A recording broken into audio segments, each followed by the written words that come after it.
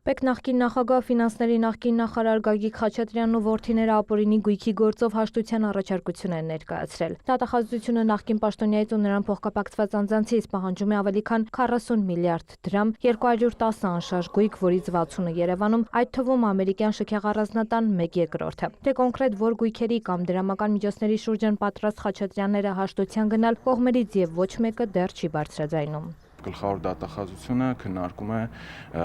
պատասխանողների կողմից արված առաջարկությունը եւ ակտիվ փուլում ենք գտնվում այս պայդրությամբ։ Հաշտության այլ մանրամասներ խուսափեմ հրապարակել։ Գագիկ Խաչատրյանին, նրա որդիների ու փոխկապակցված անձանց վերաբերյալ հայցերը դատանում քննվում են առանձին։ Օրինակ միայն Գագիկ Խաչատրյանից դատախազությունը պահանջում է 42 անշարժ գույք։ 8-ը գտնվում են Երևան քաղաքում, մասնավորապես կենտրոն վարչական շրջանում, իսկ մնացած 34 գույքերը գտնվում են Կոտայքի մարզում։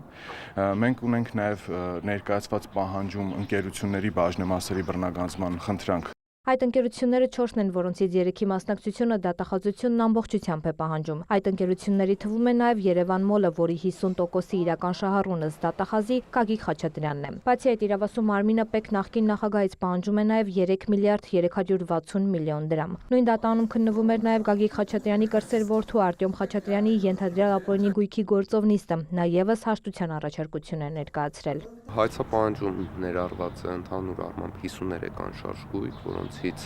5-ը գտնվում է Երևան քաղաքում, կենտրոն վարչական շրջանում, 48-ը Կոտայքի մարզում, հիմնական Եղվարդ համայնքում գտնվող անշարժ գույքերի մասին է խոսքը։ Դրանից բացի ներկայացված է 9 տրանսպորտային միջոցների բռնագանձման պահանջ եւ 17 իրավաբանական անձանցում մասնակցության բռնագանձման պահանջ։ Բացի այդ, դատախազությունը Արտյոմ Խաչատրյանից պահանջում է նաև փոխհարության պահանջի իրավունք շուրջ 6 միլիոն դոլարի եւ 173 միլիոն դրամի։ Կրտսեր որդուց պահանջվում է նաև 5.4 միլիարդ դրամ։ Հայցապահանջում ներառված է Ամերիկայի Միացյալ Նահանգներում գտնվող անշարժ գույքի